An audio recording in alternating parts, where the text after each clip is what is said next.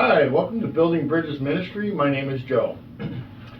Today's video is going to be a little bit different. We're on location at my friend Noel's place. This is a follow-up video to our last video that we did about the required works of God. Basically, what we want to do is show you some examples of some normal people, nothing special people that have stepped into what God has called them into doing. So let's go to prayer. Our Father, we come to you today. We ask that you watch over this and let it be an encouragement to others who get to see it. And we thank you, and in Jesus' name, amen. So, how you doing, Noel? I'm doing well, ready to go. All right. So, we're going to start off with you first to give your couple of examples, and then I'll give my couple examples, and we'll go from there. I think that's fine. I didn't know I was going to go first, but that's fine.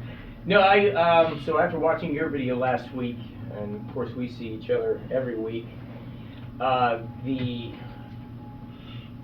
do I call it the idea put forth by the way of Christ is, as we read it, as I read it, it's very profound because the way of Jesus is a practice. Mm-hmm. The way of Jesus is a following. What do you follow? You seem to follow this man called Jesus, who is proclaimed as Messiah, the chosen one of God. It's so for me, as we study through the books that we've gone through, especially off the light of your last video, which was, again, what was the title of it? The Required Works of God. Yep. What does it look like for people who follow the way, whether individually or collectively? What exactly does it look like? Does it look like just putting on your prim and proper, putting on your Sunday best, or is it something more? This is something that we try to hash out every week. Yep.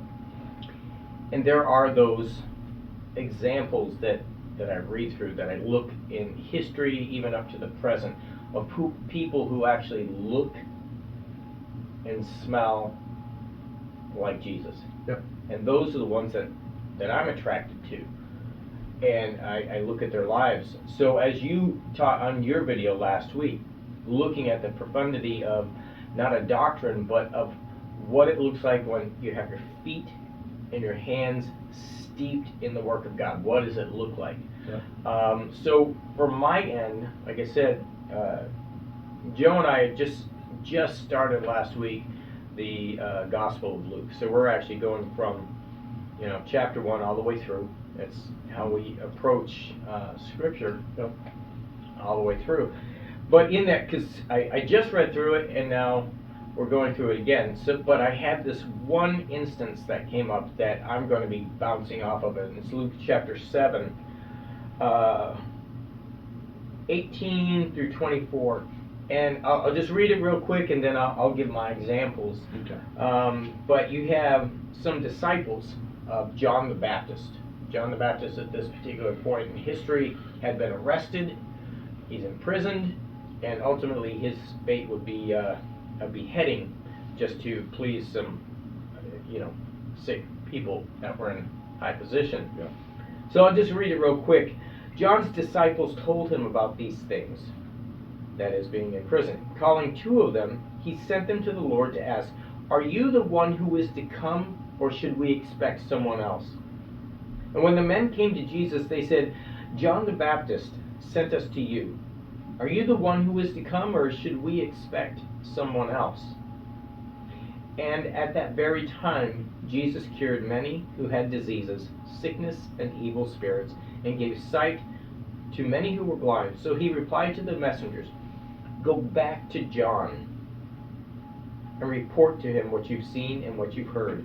And this is what he said: "The blind receive sight, the lame walk, and those who have leprosy are cleansed, the deaf hear, the dead are raised, and the good news is proclaimed to the poor. and blessed is anyone who does not stumble on account of me. And I'll just leave it at that. Mm-hmm. So the question was, for John the Baptist being in prison, saying, okay, I guess this is working out how it's working out. Yep. And he had maybe a moment of doubt of, okay, what exactly is going to happen here? I thought you were supposed to be the one, and you're not really taking over Rome at the time. Yeah. I thought you were the king, Messiah. Yeah. He was really not walking the way people thought he was going to walk. Right. But Jesus has a reassurance. This is what I'm doing. And he lays it out. This is how I'm taking over the world, and it's a subversive act of love, and this is what it looks like. I'm making the blind see, curing the sick. I'm meeting the destitute. I'm meeting with the sinners. Matter of fact, he got accused of having parties with, the sinners. Yeah, right. How dare you, Jesus? Yeah. But that's what he lays out. This is the good news. His proclamation was, the kingdom has come. And this is what it looks like. I just think that's fascinating. Because we always have an expectation of what something is going to look like until it comes like, well, I didn't really expect it to look like that. Yep.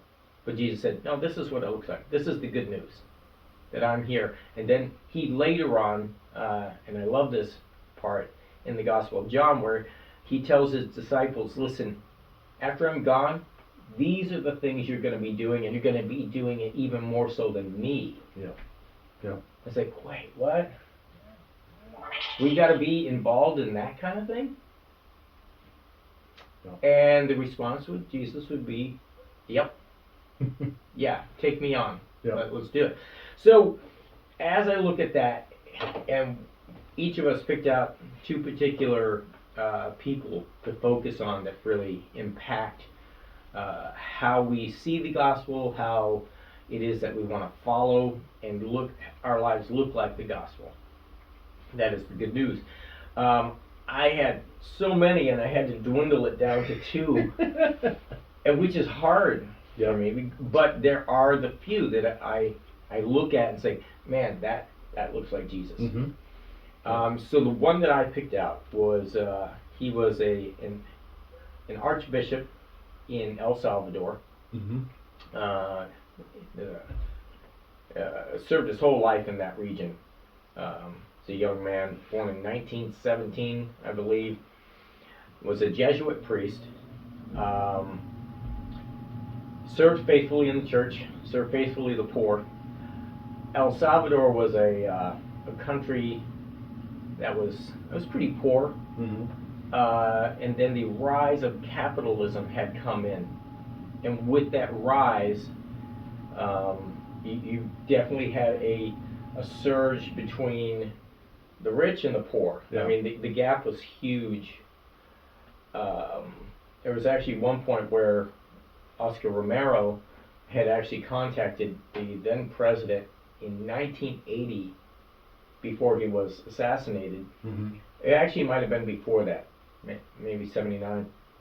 The then president, Jimmy Carter, he had pleaded with him, please do not send any more military aid, that is guns, ammunition, to our country. It's just, it's bleeding into our country, and it's causing more violence. So he actually never got a response, I believe, personally from President Carter. But he went with the side of the poor. He was actually a studious man. He was actually picked as archbishop because he was nerdy. He was kind of a bookworm. He was quiet and reserved. And they thought, we'll put this guy in because he's not going to do anything. He's a little, kitty cat in the corner. He'll be fine. And he saw things. But the thing that really moved the man was his friend and fellow priest was murdered by the military government because he wouldn't back down, in the sense he kept helping the poor. So he was interfering. which caused Oscar Romero to have his eyes opened further. Yeah.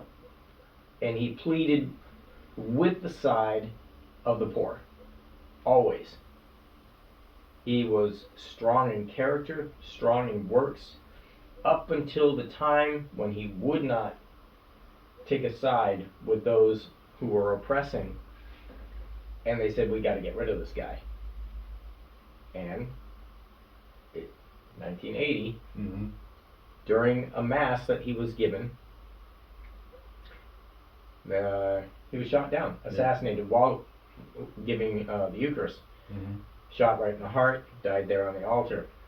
But his life was exemplary because it looked like what we just read. Yeah. This is what he did. This is how he lived. There was no difference between what he proclaimed and what he did. Yeah.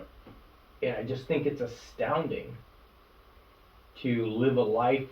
And by the way, he was imprisoned, thrown into compounds, but he couldn't shut up. And it wasn't just his mouth, it was his feet and his hands that made an impact. And they're still making an impact today, even with those that serve in that area. There's still a lot of tumult and unrest, but you can definitely, as I've read, people that are mindful of that particular movement, Mm-hmm. there's a marked difference. Yeah. And they look like Oscar Romero, who looked like Jesus. Yeah. So that's the importance of, the required works of God. What are they? I think, and I'll throw this in, but I've read a lot of statistics about youth that leave the church. Mm-hmm. I think because not so much for the intellectual debates Mm-hmm. that kill them, that drive them away, it's just that they don't know what the heck to do. Yeah. Belief is not just something that you say. Mm-hmm. Belief is something you do. If you show somebody, this is what's going on, Mm-hmm. this is where you can step in.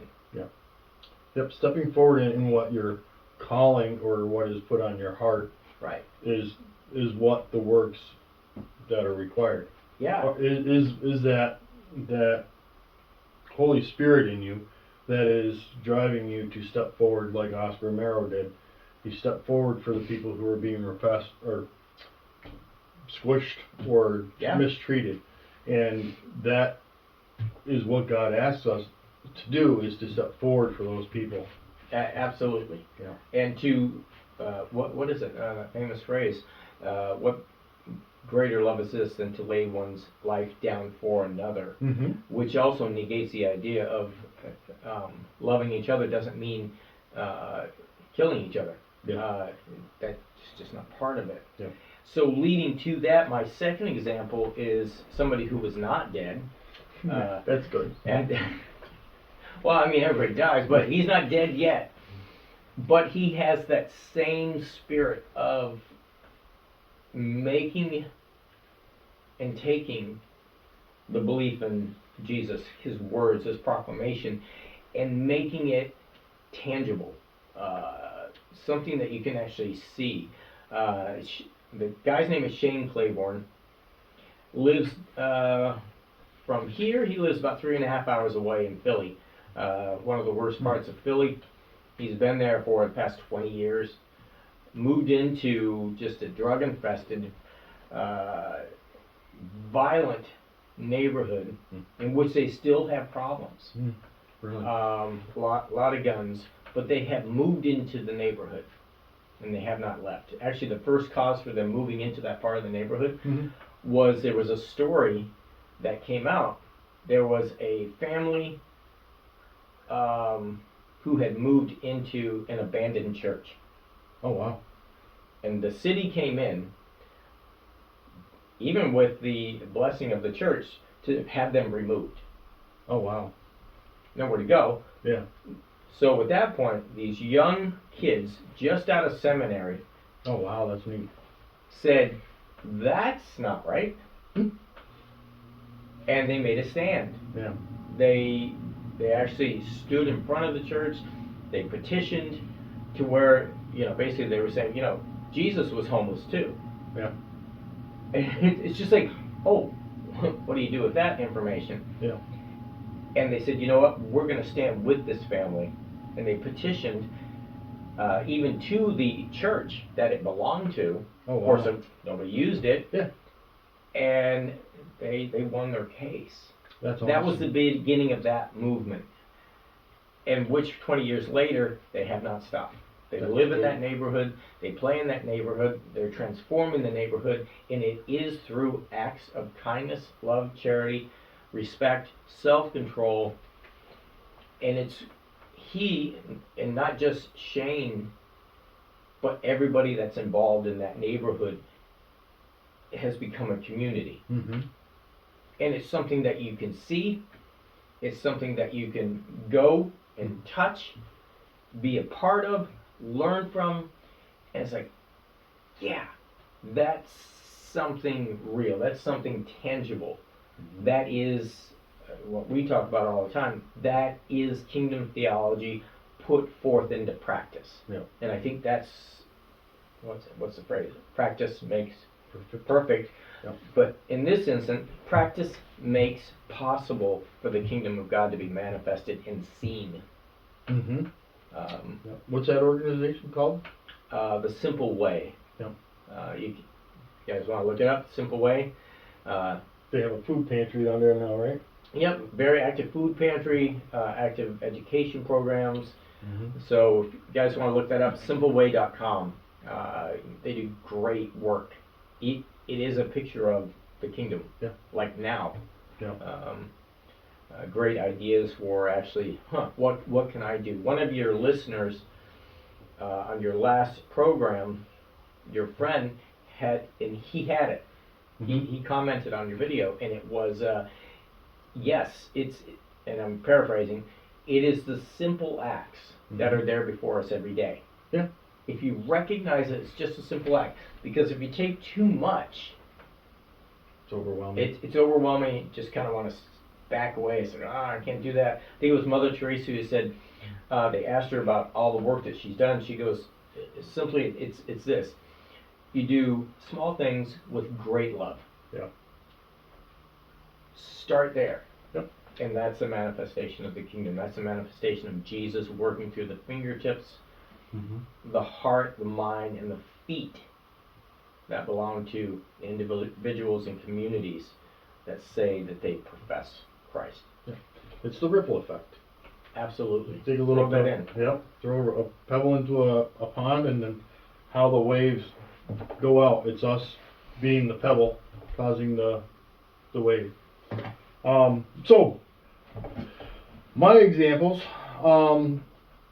The first one I'm going to use came from a song by Micah Tyler called "Walking Free," and I thought it was pretty neat and a good example for somebody who's in prison or incarcerated, however way. It's a very good encouragement to know that even being in that position, you can still make an effect for Christ. You can walk something out for Christ.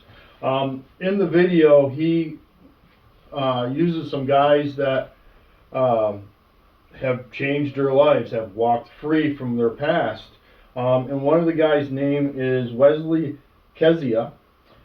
He belongs to a group called Ground 40, and basically the idea is Wesley was in jail for about 10 years for heroin addiction, and somebody was able to share the gospel of Christ with him, and it really affected him, got him, after Christ. And when he got out, he got going with this Ground 40 program, and basically the Ground 40 program is a group that helps people who have addictions transition into regular society. And that's a great application. You walk a road for a long period of time and you forget how to walk a different way. Yeah.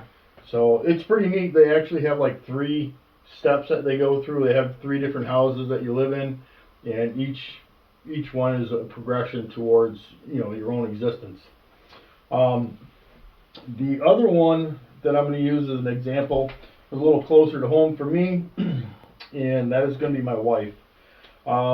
Several years ago. See, that's nice because he chose that. I should have chose that, but I can't now because he has it. So he's going to get bonus points tonight. Yeah, right. So several years back, I want to say between 2013 and 14, somewhere around there, in our community we were having a lot of teen suicides, and it was pretty crazy the amount that we were having. And one day a young lady stepped in front of a train, and for whatever reason it hit my wife, really hit her really hard, and she went to her knees and she was praying, you know, God, give me an idea of how to help. What can I do to prevent these or help against them? And my wife, she deals with a lot of anxieties, and she doesn't normally step out in a big way. But when she did this, I was very proud of her and excited for her. She went on Facebook and set up a meeting out at our local town hall. And we went to the church that was right next door because we weren't sure how many chairs we were going to need. So we got some more chairs. And she got this meeting all set up. We had like almost 40 people. We had like a state rep that was there. She had suicide awareness people that people in the community didn't even know they were around. So Wow. it was pretty impressive. And the just her stepping up in front of this crowd of 40 some people and, you know, getting this meeting started and allowing the groups to let others know where they were, how you can get a hold of them. And even the state rep at the time really jumped on the bandwagon with her and helped in that process. The group is now called, sorry, I gotta go to notes. Don't want to state it wrong. Good gravy. The Susquehanna County Suicide Awareness Initiative. And they have a Facebook page that you guys can, that if you want to look it up, you're more welcome to. But, you know, we show these examples purely for the idea of, you know, anybody who's watching this video that may be sitting home going, I want to do something, but I don't know what to do. Right. And like Noel said, the guy that mentioned it is small things. It doesn't have to be an extravagant work or Right. whatever. I mean, helping somebody across the street, stopping and helping somebody who's broken down on the side of the road, you know, and you're running late, you know, take that couple minutes and help somebody. Right. And, you know, that is the works of Christ. You know, I think so. And it's by no means do I want anybody to be confused with the doing works is going to get you some kind of salvation or something like that. But it's that fact of once you accept Christ and you want to walk that path, there is things we have to do. You can't just sit home and not participate, right? Well, yeah, I mean, if I can weigh in on that, it's, you know, so many people question their lives and purpose and meaning. And, you know, I'll say it this way. This whole idea is being able to take the time to look around so you can see. And once your eyes are opened and you see, the calling is, okay, do something. Yeah. Yeah. Because basically, that's what we were made for, is to do something. Yeah. It's basically get your butt off the couch. Mm-hmm. We were made to sit for a certain time. Yeah. Maybe it's part of your work. Maybe it's to relax for a moment. But we were made to see, and once we've seen, we're made to do. Yeah. That's purpose, and then we bring meaning into that by extending ourselves to help. Say, I don't know where to help. Just ask. Yeah. Yeah. It's like I'll ask my wife, what do you need? Like, Joe, how do you want me to help? Yeah. And if you ask me, hey, where can I help? I'll point a finger in a direction. Yeah. Well, you can help me by doing this. Yeah. It's just like Jesus is saying, I've shown you what to do, but I'll show you again. There's the poor, there's the hurting, there's the oppressed, there's the drug addict, there's this person here. Oh, where do I start? Whatever's in front of you, Yeah.